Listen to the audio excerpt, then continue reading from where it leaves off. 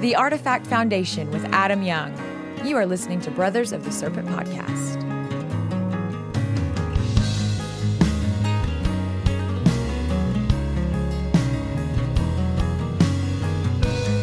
And welcome back, ladies and gentlemen, boys and girls, angels and demons and monsters and serpents. This is the Brothers of the Serpent podcast, and we are coming to you not live from the 10 by 10 by 10 tangent cube of science, where we are nestled amongst the dusty bones of an ancient seabed high atop the Airbus Plateau. And this week, we have a special guest, Adam Young, who is the founder of the Artifact Foundation.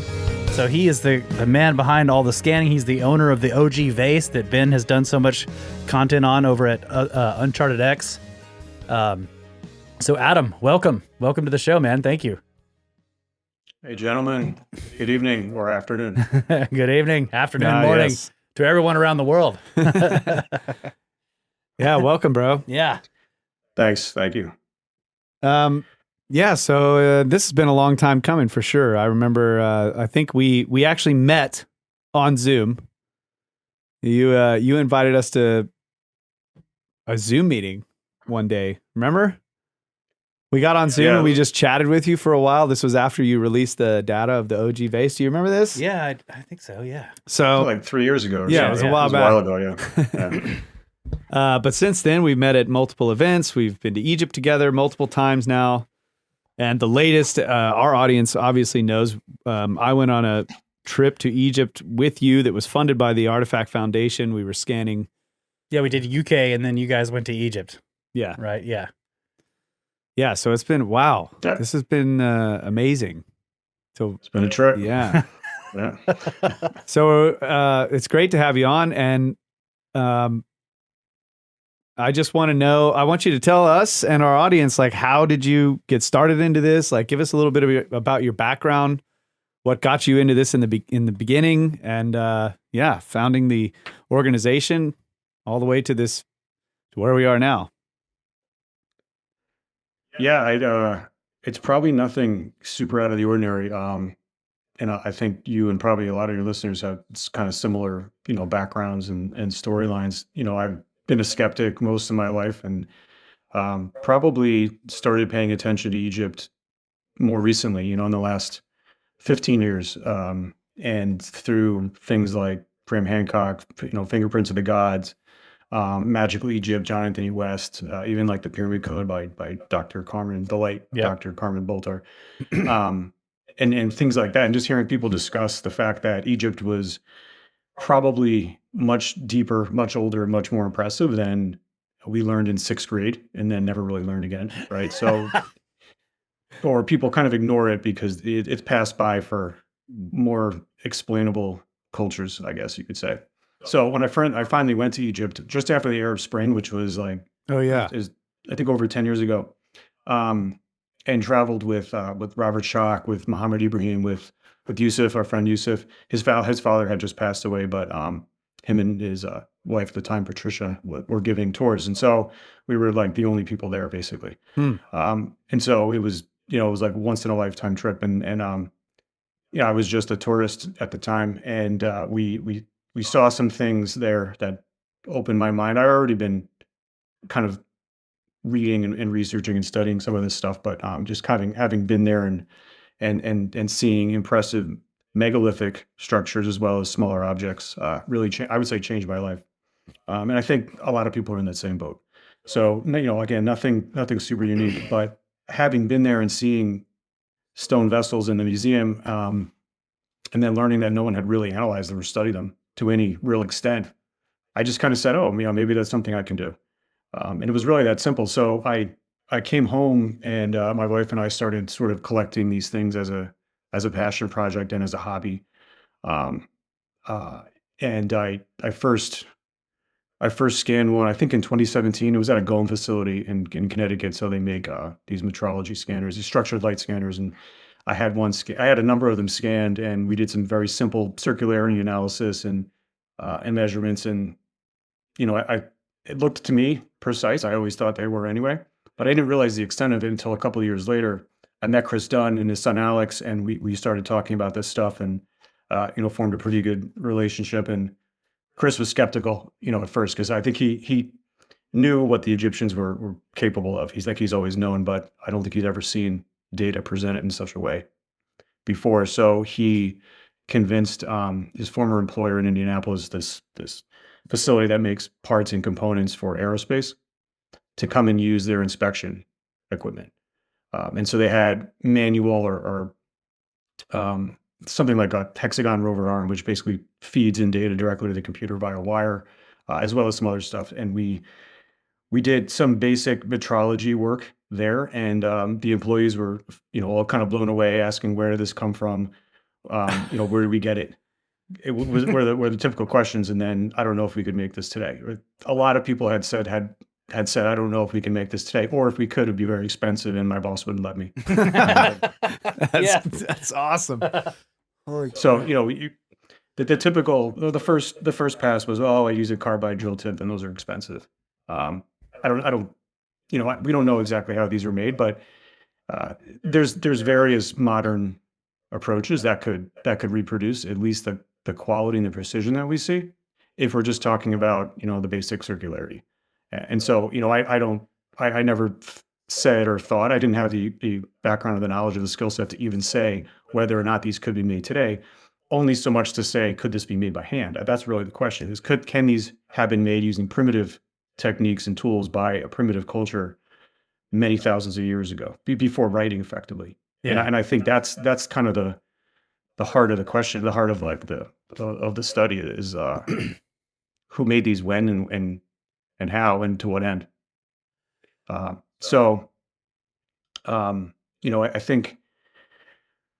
I think now looking forward, so we can talk about this all night, obviously, but I think our core goals at the Artifact Research Foundation, which is a nonprofit entity that I started more recently to kind of spearhead these efforts and the research projects that we embark on, is really to investigate anomalous artifacts. So including both objects and structures, right, that seem to defy these traditional mainstream explanations of their construction and, moreover, their purpose. That's really the high level summary of what the foundation is attempting to do. We don't go in with preconceived notions, although we might strongly suspect something. I think the goal is to document and to approach this from a scientific perspective. And I think all of us look up to the pioneer in this field, which was Petrie himself. Yeah, Absolutely. yeah, 100%. Man, it blows my mind that it was that simple. It was like this one decision, like, well, I should buy one of these and like check it out. Yeah. Because I remember when back in the day, like we watched, it was the first BAM, but it was Revelation of the Pyramid. Revelation of the Pyramids. Yeah. Great movie. Made by the same guys who made the Builders of the Ancient Mysteries. Yeah. And they had a little bit in there about the vases, and they're interviewing, like they interviewed this Egyptologist woman, and she's like, I don't know. We only analyzed the contents of the vases. Yeah. We didn't analyze the vases themselves. And we were like, what? Why? There's 40,000. I just remember thinking like, what in the world? There's beeswax inside them, and that's so much more impressive. Yeah, right, exactly. Yeah, or there's remnants of, some organic material that they stored in it, and that's all they want to know about. Like, what kind of leaves do they stuff in them? Yeah. When I first started finding them, I didn't know where it would take us, and I didn't even understand what a structured light scanner was. But anyone can recognize when you see these things up close that there's something magical. There's something really impressive about them, and they're not the same as the pottery.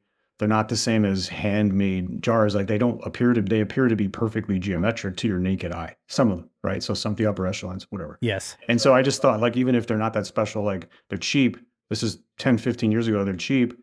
I'd like to own some of these anyway. If what they're saying is true, these are pre-dynastic and early dynastic. They're at least 5,000 years old. Why doesn't anybody care? Right. Was kind of like my inclination. So I'm like, we were just kind of scouring the world. But sometimes it was cheaper to fly to Paris to pick one up than to pay for the shipping and insurance on them. They just weren't that expensive. It was more expensive to ship them and insure them. Wow. They were going for a couple of grand and kind of prices like that for a while. Now they're a little bit more expensive because I think we know, we know that there's something more to the story, but also there's just more eyeballs on them too. So. Yeah. Yeah, that's wild how much they have gone up in value. I don't want to sidetrack the conversation too much, but you mentioned, carbide bits for, like you were saying, you were at Danville. Was it Danville Stamping Company? You guys were getting these measured at? Is that where you were? Yeah. And they were talking about, carbide tools. I worked for a little while in an industry where we were making cutting tools for offshore, oil industry, basically pipe beveling and facing machines. And they used carbide. They used these carbide square cutting tools, and they were extremely expensive. It was a little bitty square piece, and it had 4 edges. Basically, you could rotate it, as one edge got dull or cracked or whatever, you could spin it. And you could flip it over and use those edges. So it had 8 edges? It had eight cutting edges, yeah.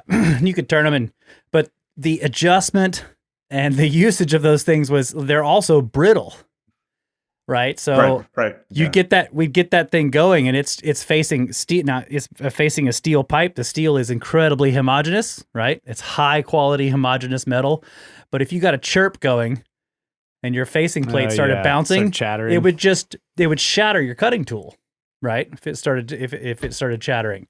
So you had to be incredibly careful. And I'm just thinking, like, I can't imagine trying to apply those cutting tools to non-homogeneous granite material and keep it from like chattering and vibrating and basically, destroying the tip. That's interesting. It's just like, it's that kind of stuff I think is fascinating. Like, how do they do this? Well, these ideas about carbide and tips of that nature are coming from people that are used to working in metal and metal alloys. Exactly. So that's how they cut metal. You'd probably use grinding if you wanted to at least approach this level of craftsmanship. You'd use a grinder, and that's not that's not necessarily high science. However, a grinder is going to introduce friction of itself, and it would be very hard to achieve the levels of accuracy and precision we see unless the wheel is super rigid. And we also use a grinding wheel is meant to be worn down and then discarded and you replace it. And so just the fact that it's being worn down means it's not necessarily going to be rotating evenly. It's not going to be perfectly balanced on its center axis all the time. And all of these things introduce complexity. When you're designing tools for a specific purpose, you have to take that into consideration. Like, how hot is this tool going to get? How much friction is it going to introduce into the surface it's cutting or be introduced upon it? And how do we make it withstand that?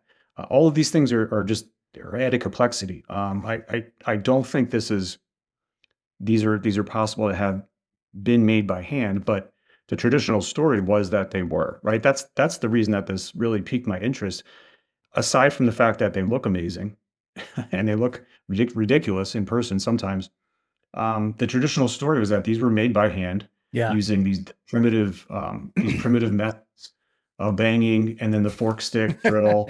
And you would turn it one way and then the other way because you wanted it to be symmetrical. And it didn't make any sense to me. And I don't think it makes sense to most people.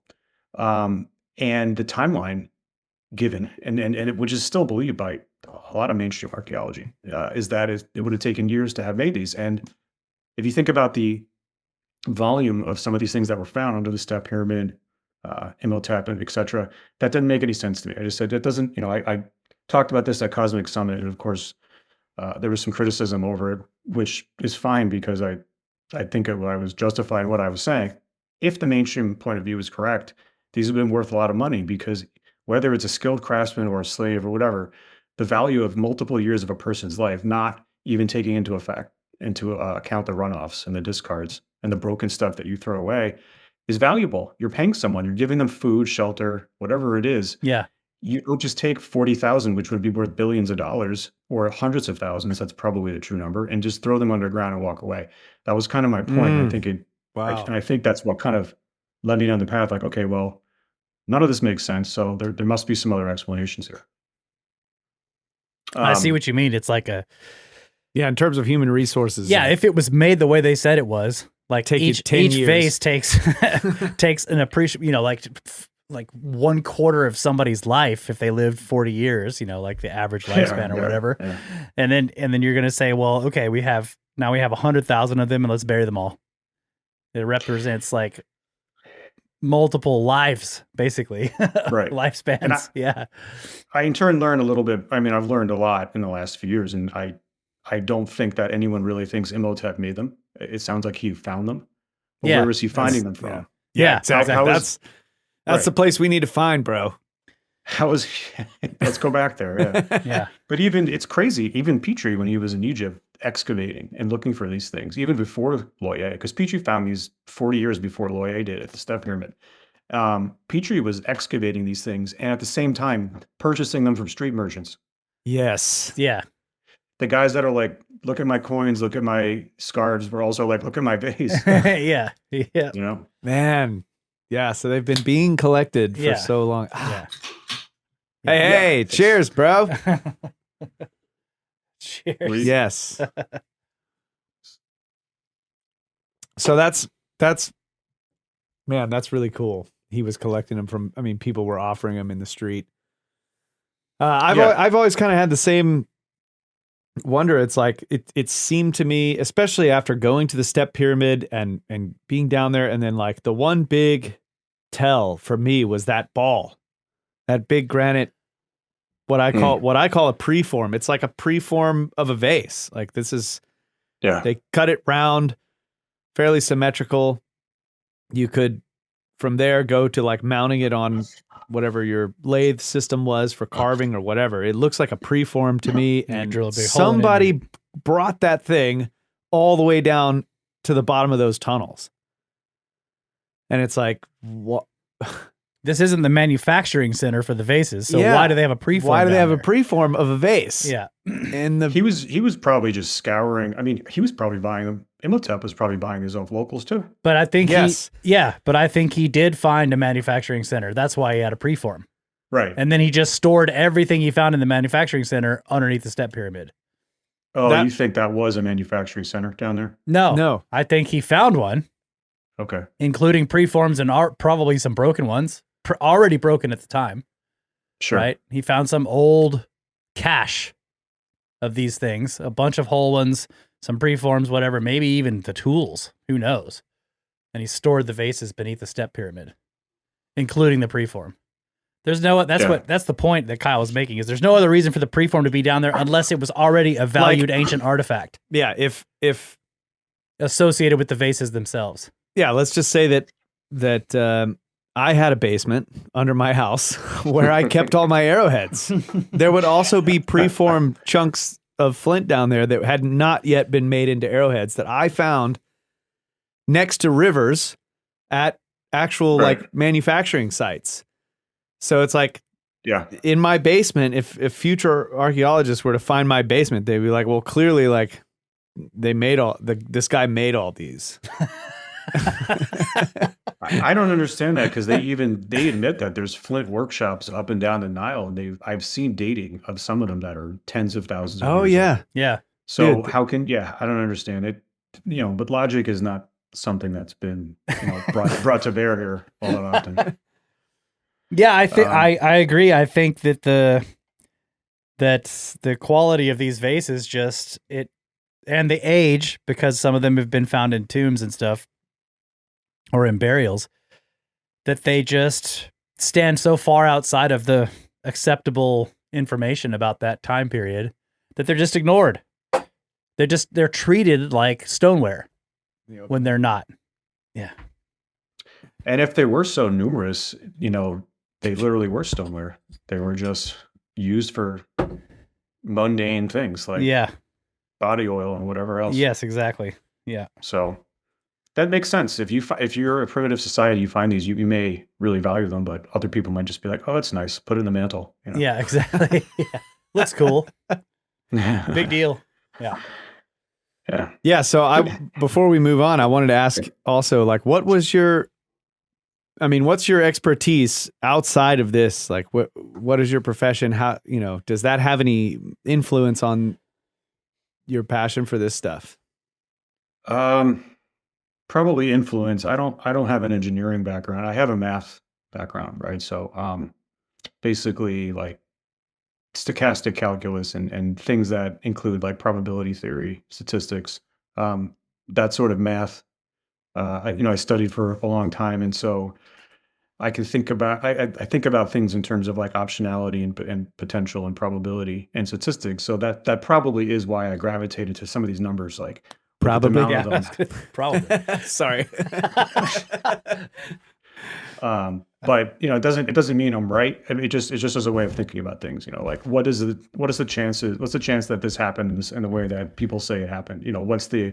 How could this be explained by sheer the law of averages and things like that? It's not directly related to metrology, right? Or the science of manufacturing, but in the manner in which these things were placed, where they were found, were documented. It kind of makes sense to me. And I've always said, like, yeah, I know we can't document the fact that we can't prove the fact that I think there's hundreds of thousands or millions of these, and probably most of them are still unearthed. But we can use a sample size. And so if we say, all right, well, there's 40,000 here, and probably half of those were stone, and then we see these collapsed chambers, which we should talk about, and then we know for a fact that museums have several thousand in these locations, and that was about 5 or 10% of the total amount that was exported was brought to museums. Most of it is in private collections. You can extrapolate and say there's definitely hundreds of thousands out there. Now, how many were there made? I don't know, but what was found is probably a percentage or a small portion of what is still unearthed. So you can easily get to millions were manufactured, and then I don't know why that's controversial. It's controversial if it takes years of a person's life. Right. Yeah. Yes. But otherwise it's not. Like we make lots of mundane objects in sizes of that. And it's probably also controversial if I wonder if you could figure out the same, like what is the percentage of them that are really high quality versus the ones that are low quality. So if you think like, let's say 30% to 40% of all the ones that have been found that are in museums or in private collections are really, really high quality. And if there's millions of them, that's a lot of extremely high quality, high precision objects. I don't know what the answer is because we haven't scanned enough. And so when people ask that question, I just say, I don't know. We don't have a large enough, data set. We don't have enough work under our belt yet, but maybe one day we'll be able to say that. I think a lot of them that we look at are impressive, but there's some that are more impressive than the impressive ones. There's some that are where we see the tolerance or the standard deviation in circularity down to 1,000th of an inch or less, and then there's a whole lot that are in the hundredths, or maybe 1 order of magnitude less accurate or less precise. That's still potentially work that can't be done by hand. Right. So there's even the ones that are maybe not as appealing as the other ones still can't be done by hand in some cases. So, I know this is a very big question. Who did this stuff and when and how and why? It could have been many cultures over many thousands of years that stopped and started, that picked up where someone else left off and tried to replicate it and spent a few hundred years getting good at it and then gave up because they weren't able to match it. I don't know. Yeah. But we know there's been people in the Nile Valley for, it sounds like 500,000 years or more. Doing what? There's flint workshops that go back tens of thousands of years, or if not longer. So I don't know if we'll ever really be able to answer this question. It would be nice to have a little bit some more answers than we have now. But I don't know. I don't know the answer to your question. I think that there's a fraction of them that are highly precise, and then a whole lot that are just nice. Yeah. Yeah, and it's interesting to think too. Like there's this almost like, I guess in my mind, there's sort of this cutoff where I can see visually clearly that it's imprecise. It's wonky. I can tell that it's not symmetrical just to the naked eye. And so I'm like, well, let's not scan that. Like right now we're trying to scan like the most precise ones because they're the ones that take the most, we don't understand how they could have been made possibly. Yeah, it's a filtering bias, right? We're not wasting our time on stuff. So even when you're going after them in museums or trying to buy them in the private market, you're first looking for the ones that look perfect in a picture, and then you see it in person, and you're like, yeah, this looks great. And so we have a filtering bias automatically. So it makes it really hard to get to the root population number and make a determination like what percentage are unbelievable. Yeah, and we have scanned a few that are wonky, but it was like, well, this is one of the best, this is one of the best alabaster vases. Let's scan it. And it was like, it looked to me clearly handmade. Yeah. Well, the cache that Imhotep put down there, if half of it was alabaster, that stuff's pre-dynastic as well. We don't know that the people making the stone jars and vases never used alabaster. Oh, I think that, yeah. They probably did sometimes. They probably did. And I mean, they definitely use limestone because we've had that one that's a really, just an incredible limestone vase, which is softer than alabaster. Yeah, It can be. I've seen marble look pretty nice. Brescia, which is softer. It's still hard, but it's softer than a granite. Everything else, like the porphyry, the serpentine, the schist or the siltstone, that stuff's all a little bit softer than granite. And we see high precision in some of that material as well. So yeah, I would think the alabaster too is just, because it's translucent, so that's a really cool aspect of it. I would think it would be picked because of its beauty. I bet you could really shave that pretty thin too. Oh, I bet, yeah. You can make a really thin alabaster, something that's like a soap bubble. Yeah. If you can keep it from shattering, And you can polish it with chemicals. Yeah, that's easily, right. Yeah, when you're done, you can polish it with some acids. Yeah. But yeah, it's interesting. That question, how many are precise versus how many are imprecise? I think it is an interesting question, but the most interesting question is, how did they make the most precise ones? Yeah, that's really what we're after. Yeah. And we always go back to like this axiom that Chris Dunn put down in his book. It's basically that you have to be able to explain or replicate the most difficult aspects of the artifact or any particular thing. That's right. You can't just replicate the easy parts and be like, look, that's how they did it. Yeah. If there's some part on there that's much more difficult, you have to do that using the same method to show, right?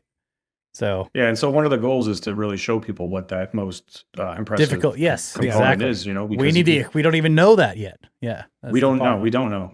We know some. We've seen some of it. We can. Circularity is easy to compare. You compare to a cylinder or a sphere, and you can measure circularity. That's replicable with modern technology. I think.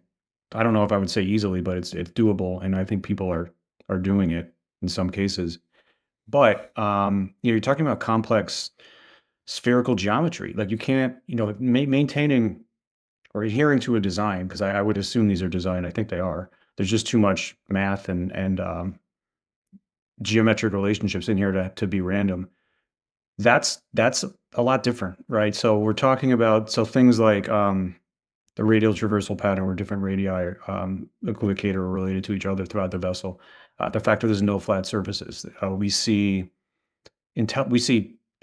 geometry in the design that the Egyptians are not giving credit for at this period of time. So for instance, a quadratic equation like an ellipsoid rotated around 360 degrees, that is supposed to have been first introduced or entered into Egypt around 2000 BC. But these vessels are dated to 3000 beyond. And we see that. We see things like the radius of the inner mouth opening as it relates to the outer, is that ratio is equal to phi or Greek, quote unquote Greek constant. We see things like that. We see relationships in here that are purposeful, which means maintaining the dimensionality in order to get that relationship to hold after you've not machined it, but polished it as well, right? Because polishing is always removing some degree of material. So to get these relationships designed, built, and then maintained as you're taking the vase through the finishing process is like extraordinary. And I don't think people are really appreciating that when they say, "Oh, we can do it today. I just made this like tube." It's like not really the same thing. Yeah. So part of the difficulty is because I'm not a machinist. I'm not equipped to really say exactly how we would do this, but nobody else seems to be either. So I guess it's a bit of an open book. The more people we bring in, the more experts that pay attention to this and lend their expertise and give it a shot and get out there in the real world and actually try to make these things. Hopefully that helps develop and spread the knowledge. Yeah. I again, like you said, I'm not a machinist. I'm not a stone cutter, right? But I do have some experience in cutting. Like I said before, I was helping build this machine that did pipe phasing, which is a type of milling, sort of like but the thing is that I look at that granite and the other ones, the there's like a dark stone with a bunch of large white crystal inclusions all through it. And it's just, if you go, for example, like I think that's the porphyry, right? The dark stone with the white rectangular. I think so, yeah. It could be the porphyry, yeah. And the breccia as well. Like it's a soft matrix with incredibly hard, sometimes flint nodules in it, right? This is a difficult process to cut this stuff, and they've just done it beautifully. The feldspar is as hard as quartz. They're both almost a 7 in the Moscow. Yeah, but I think if we're thinking about a carbide drill or something sharp that's cutting it, and that this crystal inclusion thing confounds everyone because they're like, that doesn't make sense. They hit a crystal and braid can fly off. Yeah, exactly. But if you're talking about a grinding mechanism, it's not really the same thing. A grinder would basically stop at the hardest material and focus on that, and then only wear the soft material away as the hard material goes down, right? Yeah. So a grinder is a logical explanation for how you achieve just the basic form here. It does make sense. If you took modern tools and you used a grinder with a lathe, so you're turning the work, but you're also turning the tool. Right. And then you have like nice rigid bearings where you can put that grinder up with a certain level of force up against it so that it grinds, but it doesn't dig deeper into the soft stone than it digs into the hard stone, like you're saying. Big surface. Right. It's got a large surface and also a rigid bearing, so there's no give.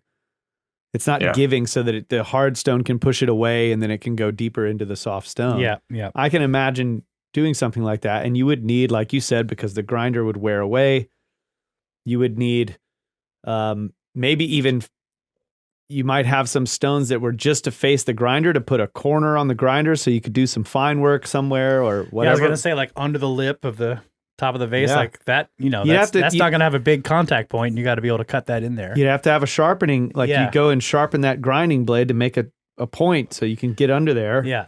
And of course it would wear away. So what I was getting towards here is just to make the point that, plenty of people, like I'm sure everybody's been in a cemetery, so this is where you see some high quality modern stonework, right? Where they've taken granite and they've cut these beautiful letters into the stone. The granite is always fine grain. It's high quality, fine grain granite, right? They don't use these huge crystals because they'll pop out of there. And you're trying to cut these features. They're cutting them with water jets and stuff. And they cut it with water jet, yeah.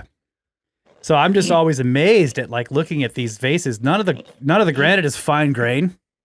It's always like this Aswan like thumb-sized grains in there. These big crystals, big chunks of stuff. It's not fine grain, high quality granite, and yet they've just cut it and polished it beautifully, ground it either way. So I wonder how much. And I know I'm just speculating here, but you just have to wonder like how many times they have to throw the work away because like, oh man, the whole thing just shattered. This giant crystal popped out of there right when you're almost done. And you're like, God, start over. Yeah, I agree. Who knows? I mean, it would multiply the amount of attempts, but yeah, exactly. You need something to guide the tool too. It's not. I've said that before. It could have been a hand guided machine, but what kind of a hand can guide a machine to follow a geometric equation? Yeah. What was guiding the tool? This is Chris Dunn, man. I can hear him saying it. Yeah. But at the same time, I wonder if that, like what you were saying, there's no flat surfaces. There's this radial traversal pattern. I wonder if the shapes of the vases were influenced by the tool design itself. Like it had arms that rotated and that was what, basically dictated the shapes that they made. You set something up, you make some adjustments, and then as the tools rotated and the arms worked, it gave you those curves, and that's just how it was. Like it's like the math is built into the shape of the tool arms itself, is what I mean. Yeah. Yeah. And then there's a transition, a special tool for a transition or something. Yeah. Yeah, exactly. Yeah. It could be. I mean, That I'm sounds reasonable. looking at the Vitruvian Man back there on the wall behind you, and I'm just like, yeah, it's like it's built into the design, right? It's sacred geometry. Yeah, exactly. It's also, you know, we don't really ever look at flat surfaces because none of these vases or vessels have a flat surface. Everything's a radii. The radii could be massive, but everything is Like even the top of the tops are curved. like this part. And the bottoms are curved too. That's why they spin. Yeah, this is curved. It's basically the bottom part of a sphere, but Some this of is them- also Yeah, some of them the bottoms are worn because they were used. Uh-huh. Right? So some of them I have a couple that look like they were once perfectly balanced in the bottom, but it's worn a little bit. So it doesn't quite spin, but you can still see, you know, the almost like inverse meniscus, It's the the curve. concavity. Yeah. yeah. So that's, but you know, when you're talking about flatness, you know, you're talking about gravestones. What about like a granite countertop? Let's say the standard lippage on a granite countertop is like maybe an eighth of an inch, sometimes less, but it's not really like infinitesimally small. But that sarcophagus at Lahoun, you know, Petrie measured that and he found it to be like 7/1000 of an inch in lippage. And flat. He What is determined it to be lippage? flat. Flatness, the elevation of a flat Okay. surface. So the difference in the change in elevation over a length.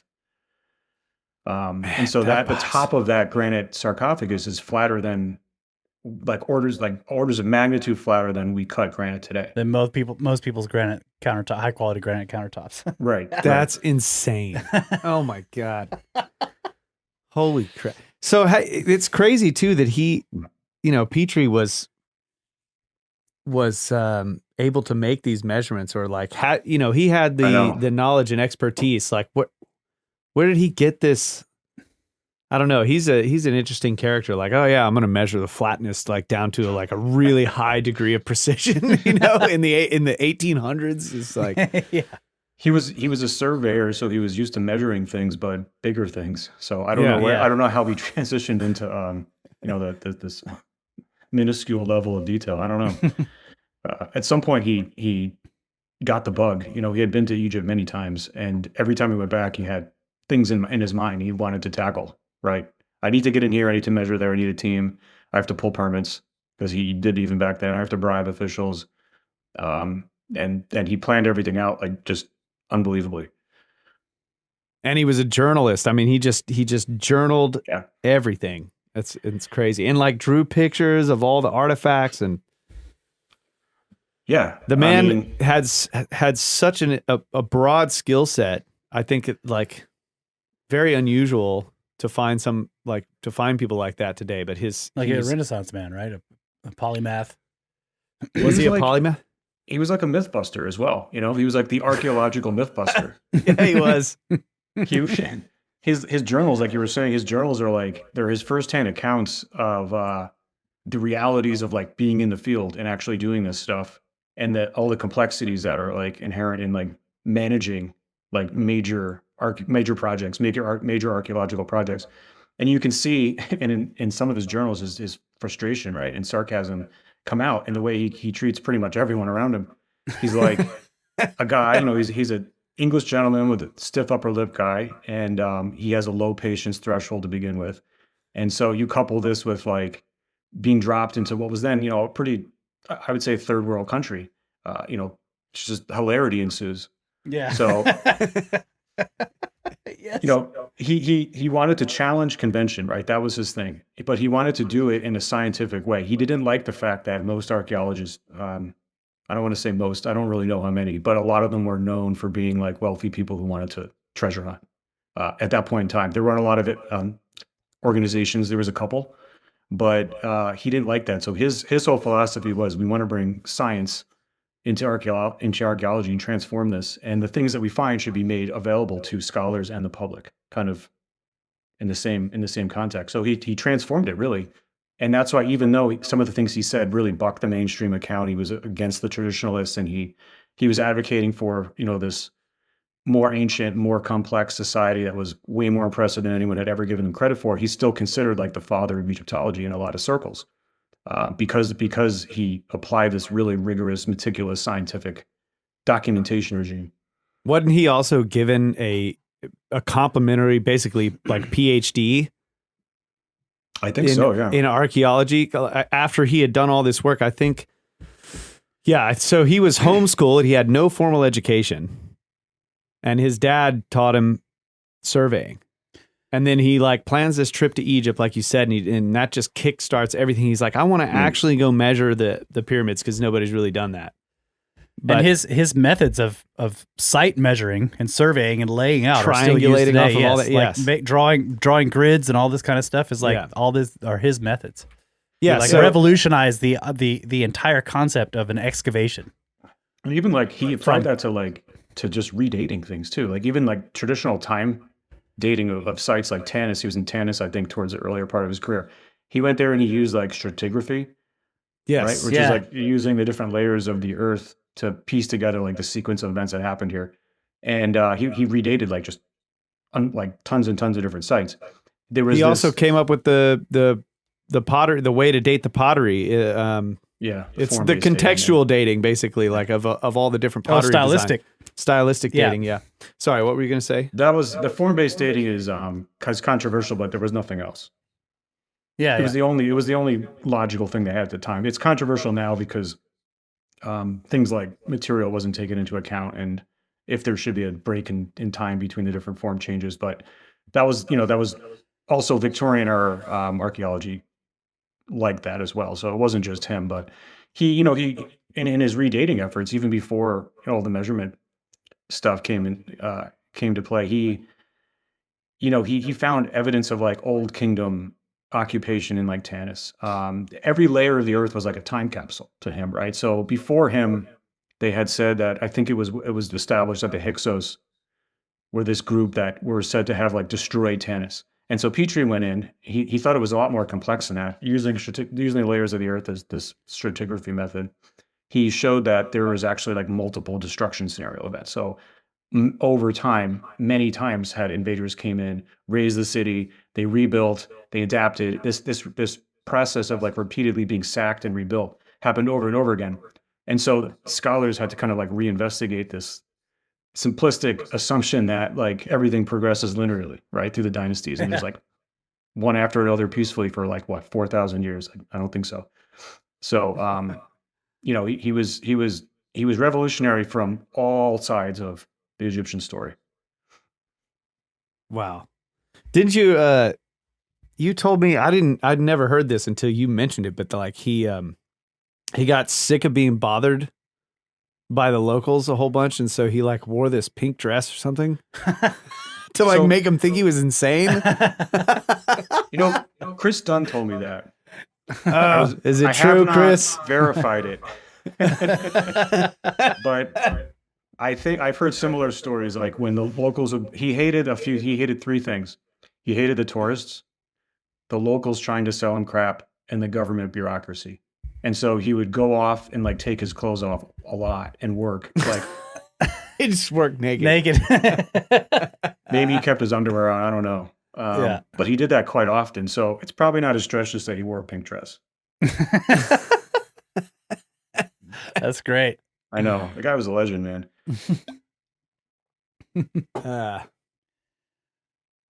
He was. I've really enjoyed reading his books. Like it's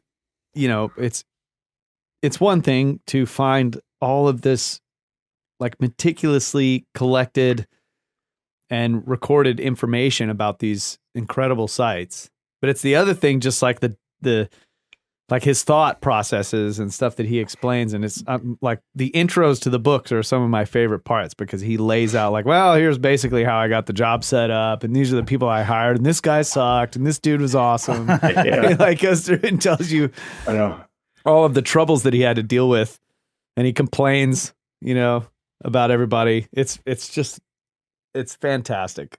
He complained really about like the lack of work ethic. Yeah. Not getting his breakfast on time.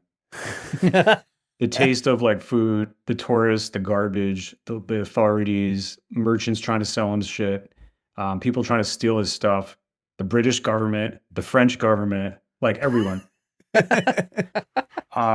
So it's really colorful, you know. But he also remarked that even when he was there, the looting was like so. Even in the 1800s, the looting was like so rampant, and he would just describe like how people were using dynamite like all over the place to blast stuff off, and then steal and quarry and steal and everything else. And then someone at some point will come around and say, "Okay, no one can touch anything anymore." And so his point was like, you know, even if you know the European monsters, the devils from Europe came in and took half of the stuff and brought it back to museums, at least half of it will be saved, because if we don't do anything, 100% of it's going to be destroyed. That was his perspective, and I don't think it's totally off base. I know it feels you know, as if he's feels you know, bigoted like, maybe now, but back then, I mean, yeah, people were dynamiting everything. everything. Yeah. He was describing a French archaeologist was dynamiting stuff, and you know, it was everyone that went in there. Yeah, Mariette. Mariette, yeah. Blowing stuff up, yes. He hated Mariette, and at one point he has this little comment. He's like, "Oh, I heard Mariette died today." It keeps going on. I'm like, Oh, no. yeah.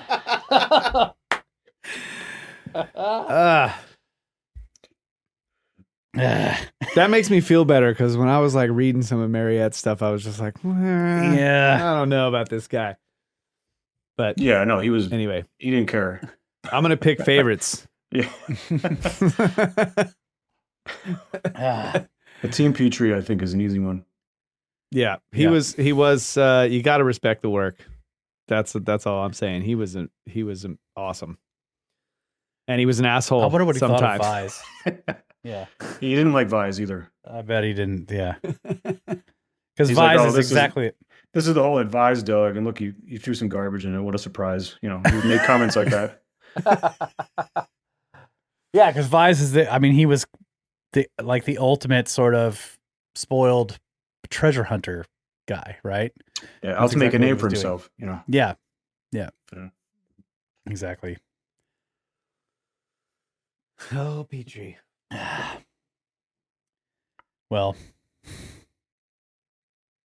My favorite, I've told this story multiple times on the podcast, but my favorite thing so far that I've read from Petrie was him describing going up and down the well shaft in the Great Pyramid. oh yeah.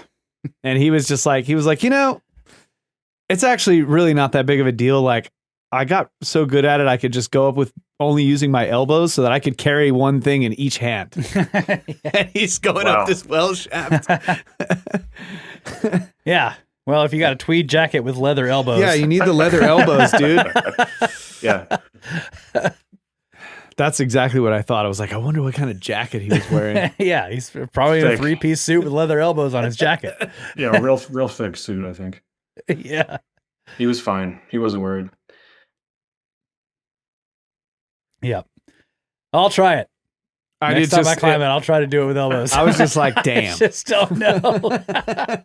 That's all I could say. But I can't imagine that if you've done it multiple times, eventually you're like, it's not a big deal. Yeah. But that first time, dude, woo, and there's bats, you know, and they don't have a whole lot of room to get past you. And you know you're like hanging on for dear life, and you know that they're gonna try to fly past you. This is freaky. Yeah. Because those bats aren't small. No. And if one of them hits you in the head when you're hanging on for dear life to a frayed rope that's been in there since the 50s. You just gotta have goggles, man. We need goggles Yeah. so that they don't get fogged up, Yeah. and then it protects your eyes from the bats and the rocks and stuff falling on you. Yeah. Yeah. Petrie goggles. Yeah. You don't want long hair either. You don't want that bat to hit you in the top of the head and get Petrie stuck. had a big old beard. I dude. know. Yeah. Yeah. I bet you his beard had some crazy stuff hanging in it at certain times, dude. The other story where he was underneath. Let's see, was it Doom? He was down there in Doom, and it was full of water. I don't remember where it was, but there was a sarcophagus. Wasn't that the Osiris shaft he was dunking under to measure? No, you're right. It wasn't. No, my he was under a pyramid. They had finally made their way in, and they found like the they thought no, it was mud brick. It was a mud brick pyramid, so it must have been somewhere Oh, else. it's the one in Hawara. Maybe it was Hawara. Yeah. That one's full of water still. So they find like- the sarcophagus, and it actually has the mummy inside it. But it's underwater. He can't get down there without putting his face. It's just far enough where he can't reach. So he's basically going underwater, measuring this fucking box in the dark in a chamber under this pyramid. It's just God. Yeah, it makes you think how accurate that measurement was. But he did say he went back and retook measurements when he was unsure. So he was diligent. Yeah.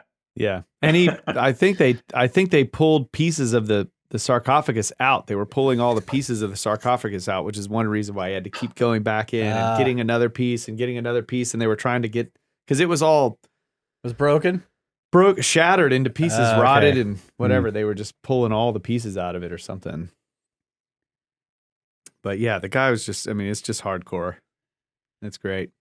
Yeah. And putting your face down in mummy water is it's no joke either. Yeah. If you thought there was mummies in there and you're like, okay, I'm going to put my face underneath this stagnant water that has a 4,000-year-old corpse in it. Yep. Pretty awesome. Mm-hmm. All right. So, we did want to talk about the step pyramid, this recent trip we took. Did you want to show anything else, or did you have, I know you had some stuff to show. Yeah. Let's see. Yeah, so we were there right before Christmas, right?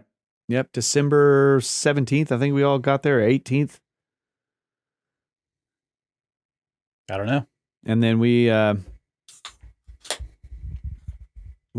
had special permission to underneath the step pyramid.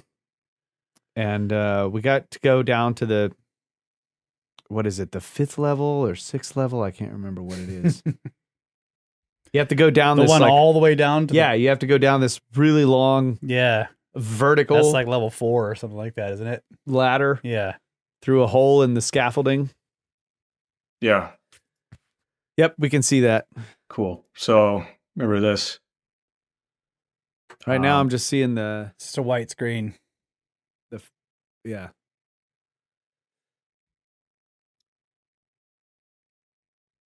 There we go. There it is. Seeing a whole bunch now. Yeah. There we are. Oh my gosh. Look Wow. at that. We're looking at the shards. This was just like one little place where I guess workers were cleaning up recently.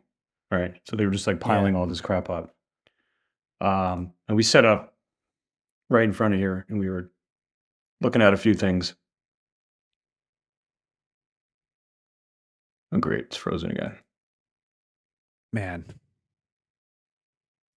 Those are the dishes, folks. This is the one time in your life. McDucking through those dishes. Yeah. This is the one time in your life when you're like, I really want to wash all the dishes right now. Yeah. Here we go. There we go. Some more shots of this. Yeah, this is a close up on some of the pieces. There we go. Vicious lag here. Yeah, so the point is that there's still a lot of stuff here, even after the last couple of decades of people going down here. Now it's basically open, right? But you're still finding this stuff all over the place. And so you and I were, I guess we were down. I don't know exactly how to describe it. It's somewhere along. It's in the area where. God damn it. Sorry. It's all right. So we try your arrow. There you try go. your arrow keys. Okay. Yeah. Yeah, you can use the arrow keys. It's like a 10-second lag and everything. So So we were in the area you got where a 4K screen. Yeah, Boyer effectively had found a couple of these magazines or these rectangular chambers that he excavated, and that's where all this number of 40,000 came from, right? So allegedly or apparently, a couple of them adjacent to him were collapsed, and so the ceiling had collapsed and everything else, and so he left them alone apparently. So if you go there now, I think some of them are still collapsed, but you do see some walls where I guess they had cleared out some of the material that was inside. And according to Yusuf, some of it was spread outside as filler or backfill. by one of the entrances here. But you can see these collapsed walls, which are just vertical walls. So this is a picture looking basically eye level at a wall, and you can see these vase fragments. Yeah. And this is granite, I believe. A granite vase fragment in the dirt. Yeah. This was one of my favorite things, and I'm glad you brought this up because I don't know if I took any pictures when we were down there. But yeah, it was a little bit scary because you're standing there and you're looking up and you're like, yep, there's just sort of rubble above me.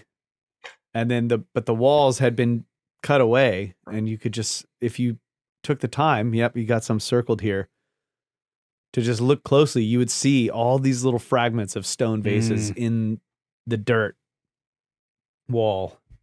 So that whole, some of them are big. Yes. Like, this one is like probably 3 or 4 inches wide. Yeah, there were some that was like, if you pulled that out, the whole thing could collapse. Yeah. Which is It why was we precarious. didn't touch anything. But Yeah, exactly. yeah, it just kind of goes on and on. So, one of the things I was saying was, well, if Loyer found 40,000 in 2 chambers and there was at least 3 that were collapsed, there could have been over 100,000 here. My God. Wow. Who knows? Who knows exactly? I didn't realize that he found almost all of those in 2 chambers. That's insane. That's the story. I don't know if we know exactly, But so one other thing, so we were in, back to this lagoon topic. Oh yeah. So this is,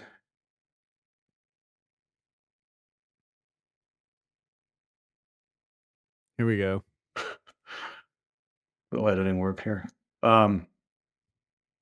So Petrie, when he was here, so Petrie was in Lahoon, I think in like 1913 or 14 or 15 or something like that. He said when he was still here, you could still see casing stones visible on the outside of this thing. And I would imagine the brick was probably more built out too. Remember when we walked down, I don't know if you remember exactly what that entrance tunnel looked like. Kyle, there was wood scaffolding. We climbed down a few stories underground. So the entire substructure, everything we were in was underneath the base of this, right? We were never up inside this as a structure, like the other pyramids in Giza or the Bent or the Red. We were always underneath the the bedrock level, it sounded like.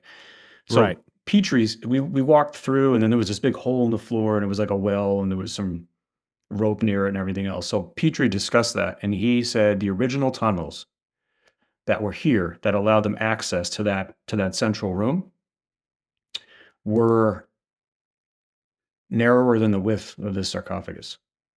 So in his words, it's where the sarcophagus came from and how it got in there is still a problem, in quotes, because the access was narrower than the width of this. Like it was there before the pyramid was built in the first place. Yeah, who knows? Or was put there, and then we just couldn't see where the actual access is now covered or bricked up or whatever.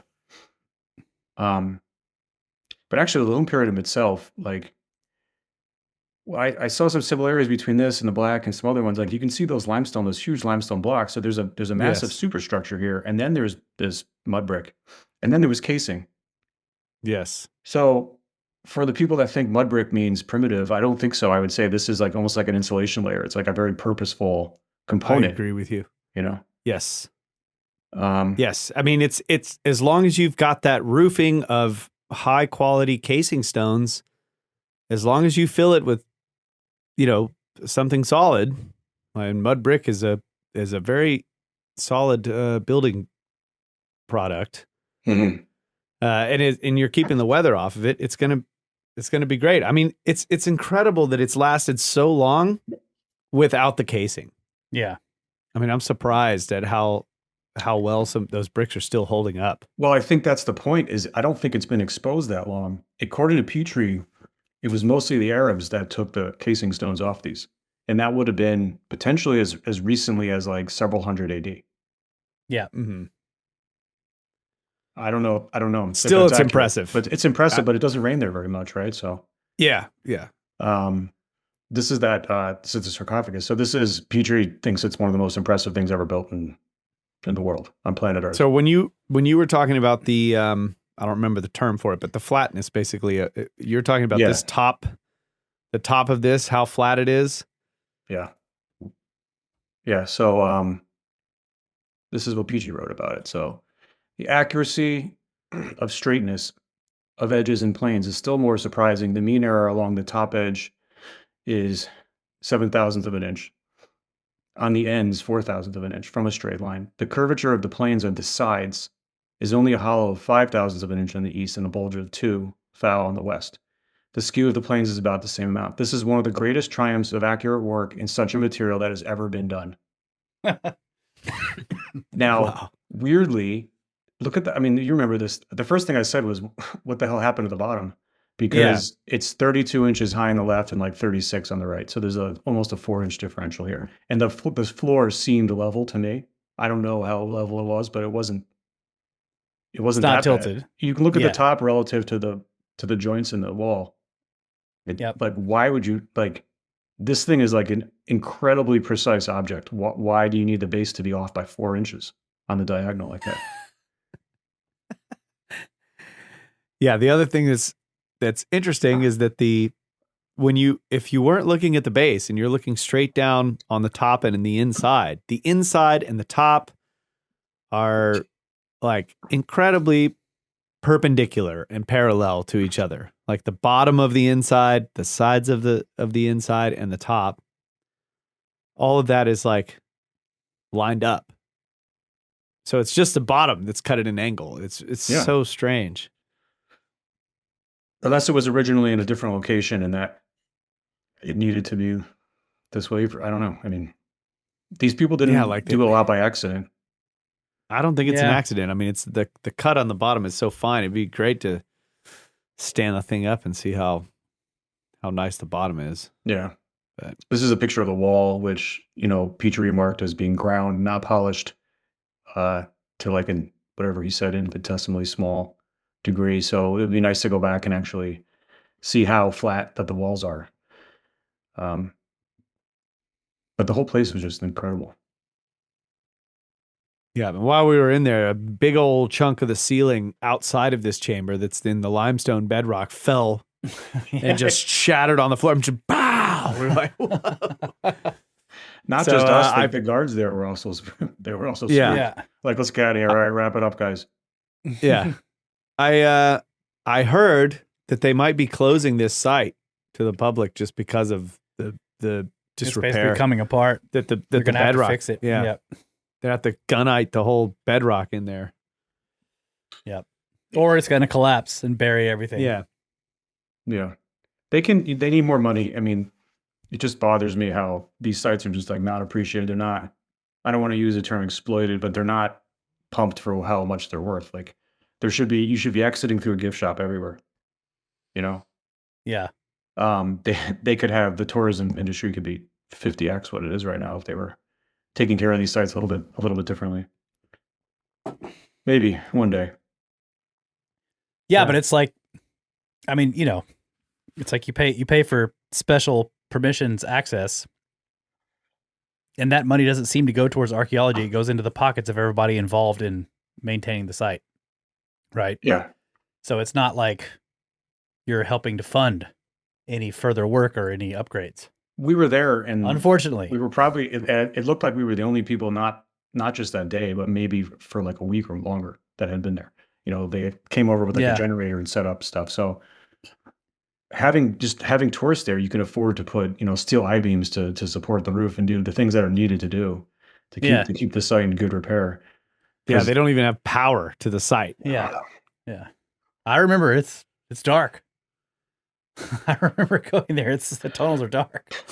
I had a buddy from Iraq that told me over there, you take power. Yeah. Yeah. He was like, you get the wire, you have like a shoes, and you just toss them up there and you connect it to the wire over the wire. And that's like how you connect your grid. Like connect you the grid. Take it. You take the power. Yeah. Yeah. Oh man. Yeah.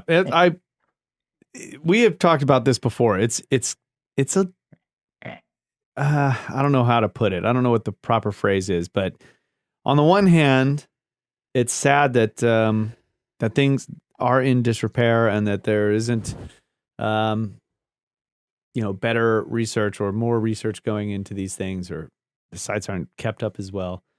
But also it provides sort of an opportunity. The current state provides an opportunity for people that maybe aren't, in the upper echelons of some university to have access and to be able to kind of do some interesting research. Yeah. If it was extremely touristy and everything was sort of roped off and protected and Perfect, glassed, and and they had fixed everything, and then you wouldn't be able to see behind the scenes in the construction. You wouldn't be able to get close to the objects. Like, this is the problem. Like in Peru, like for example, at Sacsayhuaman, like everything was roped off. Oh, really? Yeah. you can't Like you even, could walk around, but you can't get close to the walls. can't touch the walls. I mean, you can. There's ropes there, but you have to climb over the ropes and break the rules. Jeez. And they've done the same to Machu Picchu. It's basically like our guide was telling us. He's like, Machu Picchu is basically completely, it's like sterilized. It's sterilized, and it's like a conveyor belt. Mm. You get run through in a particular path, and that's it. Right.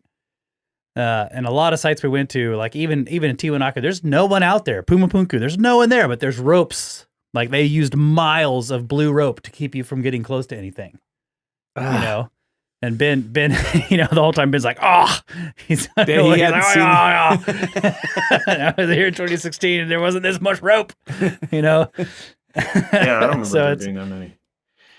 Well, yeah, so it's like, that's the thing is like, do you want more funding and more rope, or less funding and more access? I don't know.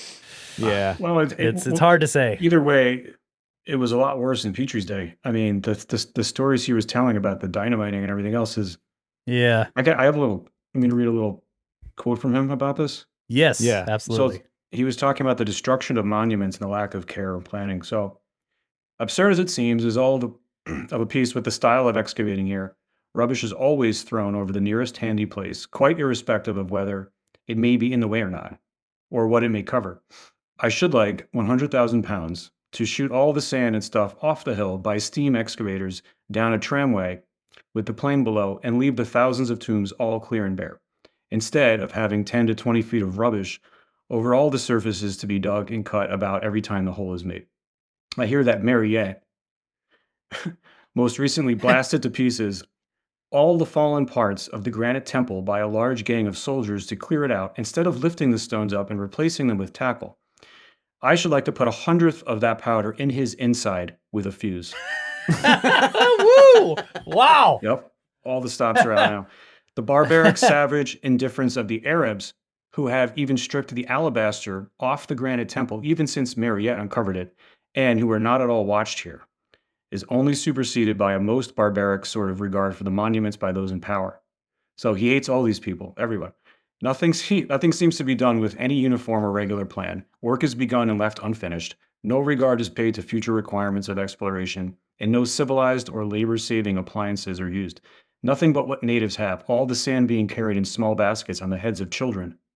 The very rough and rudely cut interiors which had puzzled me, where it seems all lined in fine carved stone, which has all been ripped out for building and for lime burning, even in the last few years, and by the time the mischief is done, then an order comes from the police. In quotes, he wrote, Mariette, that no one is to touch the place in question, and so it is perhaps left a mass of chips and fragments. It's sickening to see the rate at which everything is being destroyed here, and the little regard paid to its preservation. If allotments all over the hill were made to the different European government museums with free leave to clear and take all they liked, and power preserve it, something more satisfactory might be done. Anything would be better than leaving things to be destroyed wholesale. Better spoil half of it, preserving the other half, than leave the whole to be smashed. So that's his perspective. I see. So he's basically saying, like, people like Mariette and even himself, we come in, we dig out the sand, we find something, and it's a discovery, and then the locals come in and just clear it out. They even pull out the stone, the alabaster. They pull the alabaster off the temples, off the walls. He was use it for the things. He's blaming everyone. He's blaming Marriott. He's blaming the locals. He's blaming the government. He's blaming the Arabs. He's blaming basically everyone for not recognizing the importance of this place. Yeah. Right. And that's his contribution, is like documenting as much as we can, trying to preserve whatever I can for posterity, saving what I can. That was his call to action, really. Yeah. That's wild that Marriott blew up the remnants of a temple to get it out of the way instead of like fucking setting the stones back. Fucking Marriott, man. What the hell? Fuck that. Yeah. What the This guy. I don't know. Yep. How much dynamite did he want to put in there? One His insides? He said 1/100th of what he used on the temple. just 100th of what Marriott used with a fuse. Yeah. So they can get away. Yeah. You don't want pieces of Frenchman all over here. Yeah. Yep. I mean, man, whenever we talk about the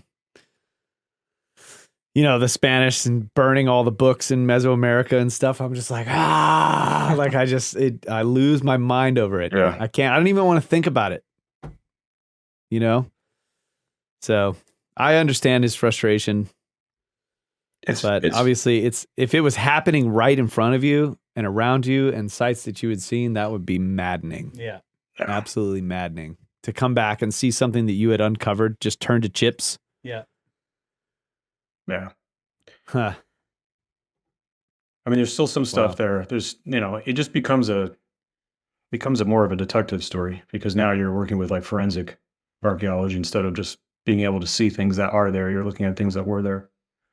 But he points out in that quote, like, a really interesting aspect that, like, the roughness of the walls of this thing had puzzled him until he realized that they were ripping alabaster that had cased those walls off. Yeah. So this is, you had pointed this out in the unfinished presentation, which is like you're looking through so many layers of reconstruction, destruction. Yep. Not, natural processes, man-made processes, all this stuff. Yeah. And it definitely And makes then it. and multiple different peoples and civilizations too. Yeah. Stacking their stuff on. So they come in, they tear it apart. Somebody else comes in later, digs some sand out and uses it as a goat kennel, right? And then they're gone. Somebody else comes in and is like, wow, it stinks in here. They shovel some shit out. They start some fires. They make bread in there for 100 years. Yeah. Somebody else comes along and they're like, wow, the roof of this place would make great grinding wheels. That's right. Yeah, exactly. Exactly. Yep. I get so mad at the grinding wheel trade. Yeah. I'm just like, can't you use a mortar and pestle? I know. Why? Yeah. Like, this temple can be used to make bread. The whole thing. Yeah. And when there's ever a doubt, you just start a fire, basically. That's right. Yeah. Oh man. The pieces of unfinished, like, grinding stones from the Menkaure pyramid casing stones are just there's like 3 of them just lying around. Yeah. Like they had a whole industry. Could they not get those from anywhere else? Like, what the hell? I know. What Well, that's what I'm saying. It's like, you can kind of understand, because the nearest source of granite probably was 500, miles away. Mm. So you're like, wow, here's a great source of granite. Let's peel them off the pyramid and turn them into circles. Yep, it's terrible.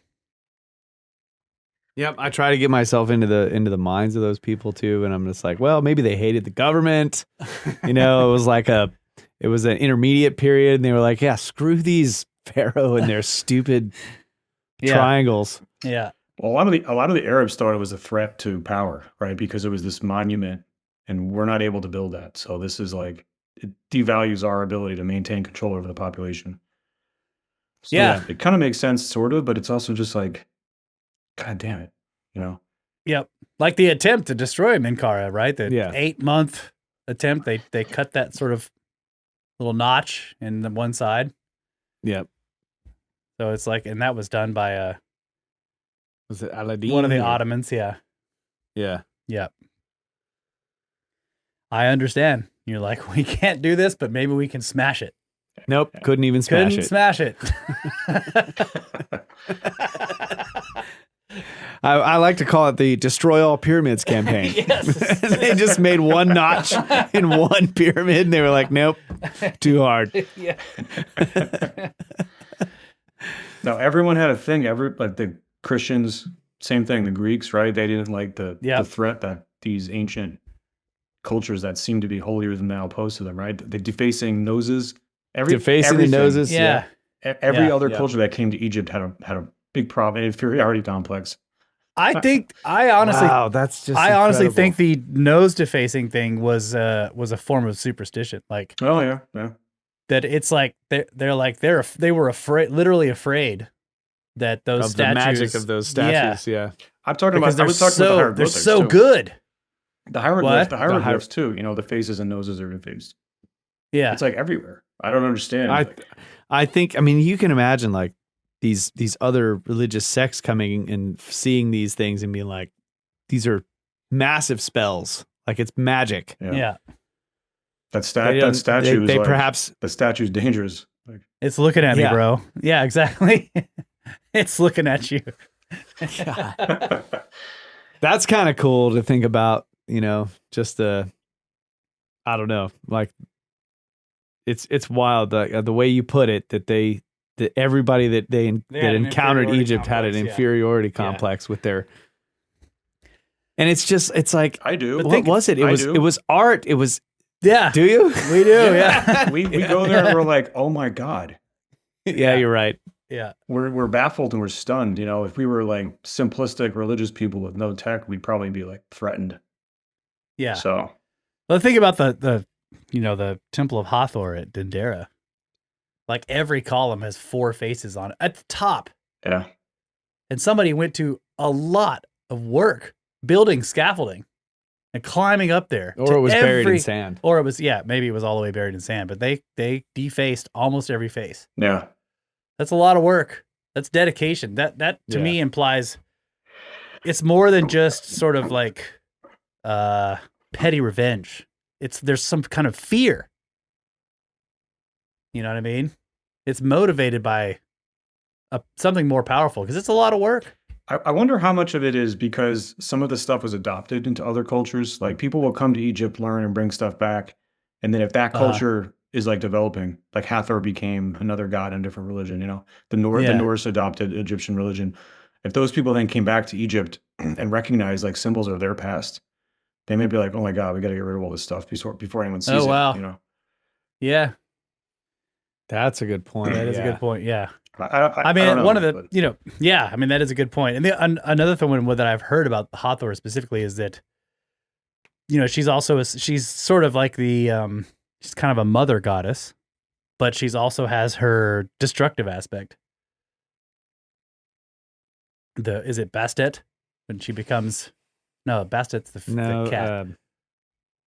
I can't remember what the name is. It's escaping my mind right now, but she has her destructive aspect, right? Is she the queen of heaven in in the Gilgamesh story? I don't know. I'm just saying that like she can be associated Ishtar? with like, oh yeah, Inanna Ishtar. She can be Inanna. associated with calamity, with catastrophe, right? Yeah. And so if you have some kind of catastrophe, then everybody is like trying to erase her faces everywhere because they're associating this catastrophe that just happened with her. Yeah. And I was told that on site by one of the guides that was with us in Egypt one time. That people were afraid of her because she had a destructive aspect. She has 2 sides. So Interesting stuff. yeah. Well, there's still enough to see. There's a lot of stuff under the sand. There's the Western Desert, right, which is a interesting potential site to target for the next 1,000 years. Really? Yeah, right. I mean, if we had no rain, so rain hadn't been there for since 7 or 8,000 BC, and a period of time elapsed. There's probably, if we do think that some of these things are Really old. very old, then it's possible that Yeah. the entire Western Desert had structures and things there. Mm. So no, it's almost not explored at all. Yeah. I wonder how many things were lost under the reservoir. Yeah. You know, that's a huge area. And we know there were sites there already. I mean, they got buried so who knows what was lost under that. Or it could be under the ground. This is the other thing. It's like, you know, Giza is rumored to have structures beneath the surface all throughout it. There's Somebody- definitely, I mean, there's plenty of shafts going down there, and then Yeah. there's at the bottom. I mean, if it's anything like just Saqqara, Yeah. I mean, it's just going to be riddled with tunnels yeah. everywhere. Right. And it wouldn't surprise me, because that's the other thing about Giza is the bedrock is so, it's so good compared to what's in Saqqara. Like That's you got a couple of 100 feet of just nice, solid structural bedrock. I mean, I know there's fissures and stuff. You can see some of the fissures under the Great Pyramid, but basically, if you go down the Osiris shaft, you can see all the strata all the way down there, all the way to the water table. Quality.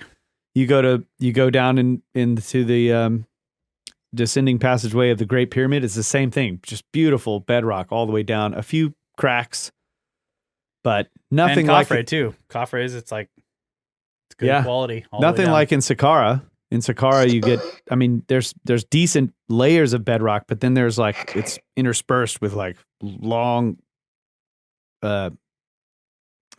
areas of strata that are just sort of like garbled and crumbly, not very well supportive. Have you heard Yusuf's late father, Hakim's stories about when he was a kid playing around in those tunnels? I heard about, I mean, I just remember Yeah. a quote from him on some video or something, Yeah. but I don't In know. the Pyramid Code. What did he say? I think, yeah, he was talking about how they used to play and swim in those tunnels as children. Like, Wow. yeah, most of them. It's are really closed off. interesting. It's interesting. Bringing up Peru again, but our guide down there has the same stories. Yeah, These tunnels that were rumored to connect major sites like Sacsayhuaman to Cusco to the Coricancha and all that stuff. He called them. They had a name for them, Chacana. These tunnels, and he said that as kids and his parents and his grandparents, they knew where a lot of the entrances were, and they also played in them as well. Wow. You know, they didn't go far, but he was like, yes, played in them, and people would go down in them and never return because it was like a maze, you know. Wow. So yeah, it was very interesting. You gotta bring the spool of string. Yeah. You know, yep. gotta unspool the You gotta- string anyway. Yes, Yeah, Theseus. yeah. It's like labyrinthian. I wouldn't be surprised. I would bet money that Giza is a Swiss cheese labyrinth of tunnels. Absolutely. Yep. Yep. 100%. So what's ahead?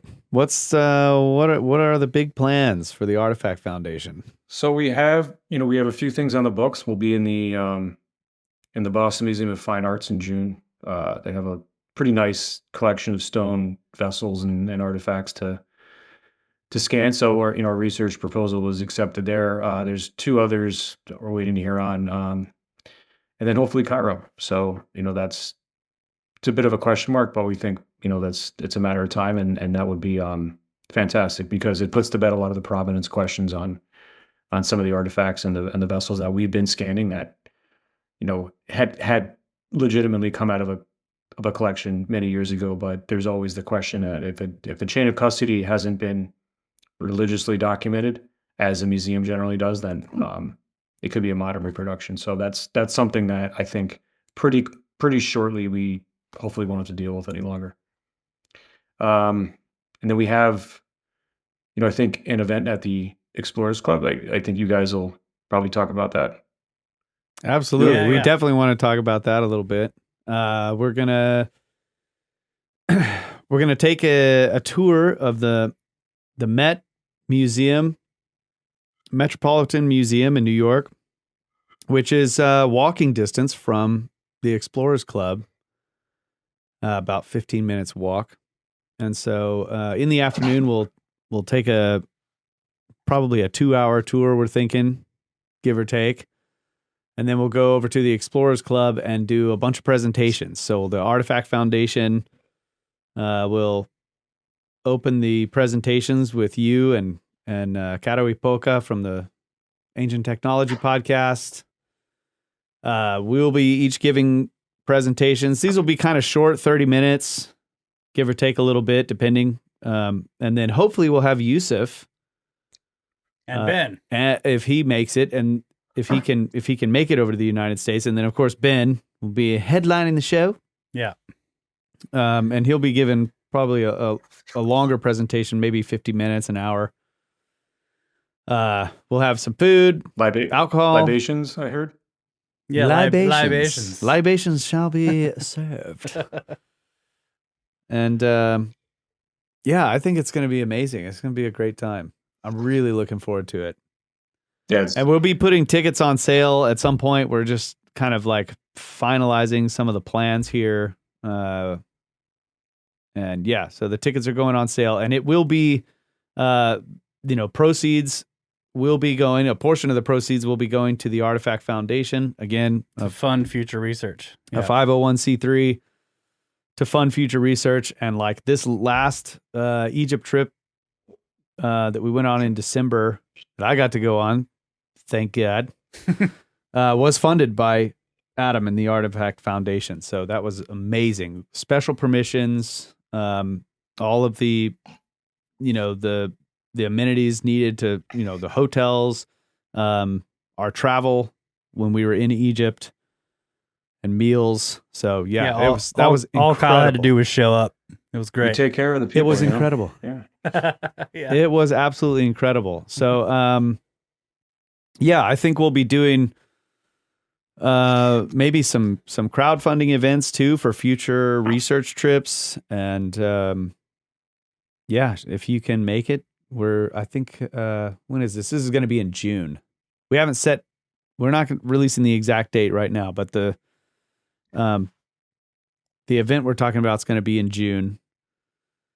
And we'll be releasing more information on that pretty soon. Yeah. So again, it's going to be a lot of fun. It's in New York, so if you live in America, you should be able to make it. Yeah, that's true.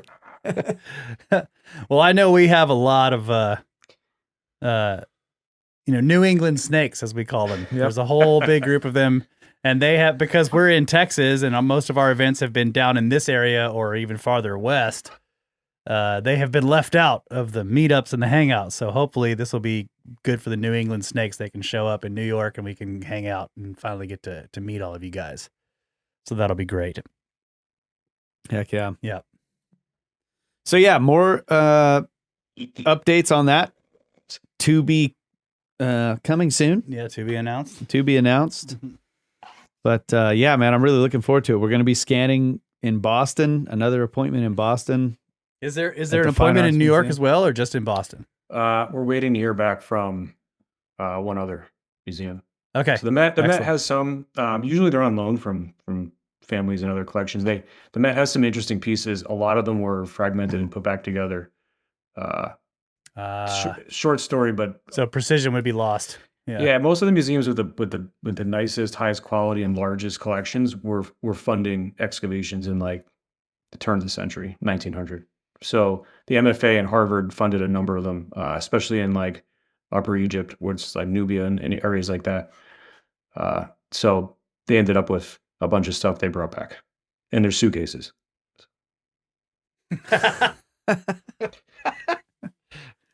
Otherwise, the Met in places like that, they'll take artifacts on loan, but it's not always something that they have long term. So, the Cairo Museum has, I think, the largest British museum. We were at the Petrie Museum, which has quite a bunch. But that was Petrie's teaching collection, right? It was a very small minority of what he brought back. The Louvre, Turin, a number of other European collections are quite large. So we hope to be there soon, one day. All right. Heck yeah. Damn, I was just going to ask something else. I forgot. Any other like pie in the sky ideas you have for the Artifact Foundation? Where would you love to go and get into and get some scanning or collect data from? There's there's there's a pyramid on the military base near Darshore. There's other places that are just off limits for whatever reason. A lot of times it's not conspiratorial. It's just there's no utilities, or the site hasn't been maintained, and there is risk. Just like when we were in Mahone, and a piece of the ceiling fell down. Or the Black Pyramid. I mean, the Black Pyramid, I was like, Yes. whoa, this is sketch.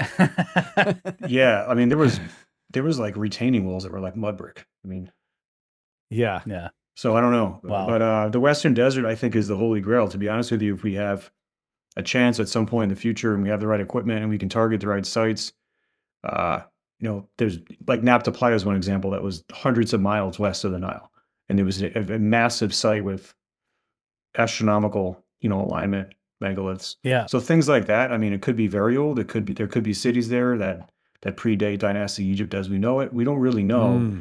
There could be So there could be sites that have been buried before the dynastics were on the scene that they didn't even know about. Right. So we need like incredible. high quality satellite images and like AI analysis or something to start with. Probably something, but I don't know what penetrates. Something like that. what penetrates Man, it'd be sand. cool if we knew a guy who could do that kind of stuff. Yeah, it'd be really great if we knew someone.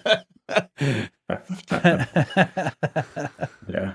You know who you are. Yeah, because you don't necessarily have to see through the ground to do this. Like if there will be noticeable differences on the surface if there's something buried below that makes that, like if there's a city down there and it's under 40 feet of sand, it will have changed the surface enough to where an analysis can show it with the right quality photographs. Yeah, and figure out You where know. the ancient river was.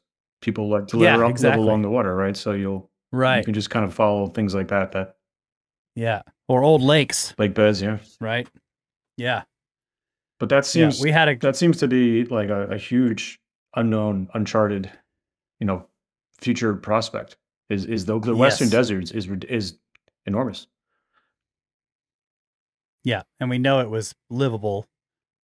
It was like a savanna, and then if you go back farther, it's even more of a wetland before that. So yeah.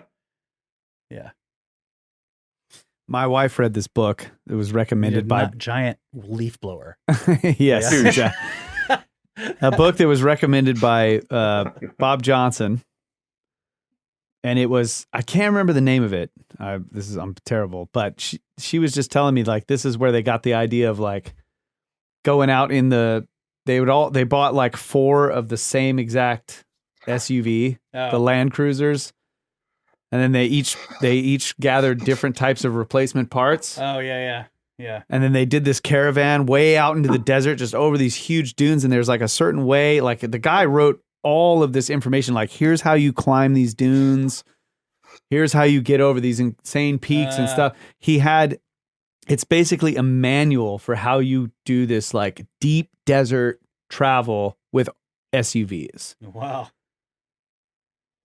And so if anything breaks down or whatever, you've got a replacement part you can get out. Yeah. And like they would go back in there, and that's what Bob Johnson did based on this book, and that's where they were finding all these freaking arrowheads. The arrowheads, yeah. So, bro, I'm in on the Western Desert research trip. Let's do this. Yeah. That would be incredible. We could use this book as a guide. Yeah. We'll load it into Notebook LM, and we'll just be like, what should we do? Need 4 Cybertrucks and a bunch of solar panels. You don't even need any gas. That's Yeah, perfect. So yeah, man, I really appreciate you, and I mean, it's just incredible how you've moved your actions, your choices has really moved the ball forward, I think, in a major way. And that's just awesome. I just love that story. I think it's great. So I appreciate it. I appreciate your contribution, and then of course the Artifact Foundation is awesome. We want to support it, be a part of it, and yeah, feel great to be a part of it. Well, thanks. So, Thanks. yeah. It's obviously not just me. It's a lot of people like you, like yourselves, and of course Chris Dunn, who's the real OG, people like that, Yeah. guided me and helped me figure out what to do. So, yeah, I think that sometimes maybe things seem daunting because there's an established, Egyptology is the world's oldest religion, or one of them. I mean, it's probably younger than Hinduism, but it's older than Christianity. And so it's hard to go toe to toe with an established paradigm. But we see that the Egyptians themselves they're receptive to some of these ideas. Yeah. I've noticed that too. They're I feel Yeah. like most of them that I've talked to, we even ran into some of the Scam Pyramids guys on the site Yeah. and had discussions with them, and they were great to talk to. I mean, I think they have a pretty open minds about things as well. Most things. Yeah. Some things they were pretty standard model on, but Those guys are engineers. They're PhDs and they're electrical, mechanical, industrial engineers, right? So they're going to be open to concepts like we're discussing. They're not academics that studied, a paradigm of archaeology that have something to lose. Yeah. People have something to That's right. lose, and they're going to be the most resistant. So sometimes that just takes time to overcome. But we'll get there. Yeah. Yeah. heck yeah. What's the saying? It's basically like it's very difficult for a man to learn something if his paycheck depends on him not learning it. Something like that. Yeah, that's exactly. That works. Yeah. That works. Yeah. It's something like that. That's one of the great things about Paraphrase. Egypt. It's like, listen, I really need you to learn this. Yeah. I really need to walk on that box. Yeah. Yeah. Bakshish talks. That's right. Cool, man. Well, tell people where they can find you, find your organization, or keep up to date with whatever you're working on. Well, we have a Twitter handle, Artifact Foundation. Our website will be built out over the next year. Right now, though, we're still working on some of our research projects, and we can't always share everything we work on immediately. So sometimes there's a bit of a lag, but through our social media accounts, we can generally be a little bit more free and releasing some data. So yeah, keep in touch, and if you're in the tri-state area, if you're in the Northeast, we'd love to see you in June, and hopefully in other places as well. All right. Oh yeah, I should say too that we're thinking about making an appearance at the Cosmic Summit, right? Doing some. Me and Karoly. Maybe just show up to hang out. Yeah, we'll be there. You guys maybe doing some scanning demonstrations, and then maybe we'll do some podcasting, and maybe we'll do some whatever, if we can make it. If we That's can make a possibility. it, yeah. Kyle and I got the winery stuff's happening. If we can make it, I'm not sure we can speak, but maybe we'll be on a panel. Maybe we'll see. We're going to find out, but it's possible we won't be able to go at all. So it's kind of up in the air still. So yeah, what's the Twitter handle again? Artifact Foundation. Artifact Foundation on X, folks. right, Check it there you out. go. Artifact FNDN. Thank you very much, Adam. You're welcome. Thanks, guys. Good seeing you. Artifact FNDN. Cool. All right, everybody. Thank you all so much for supporting us, for supporting the research like the Artifact Foundation. We love you guys. Always have. Always will. Good night, Adamu. Get back to work.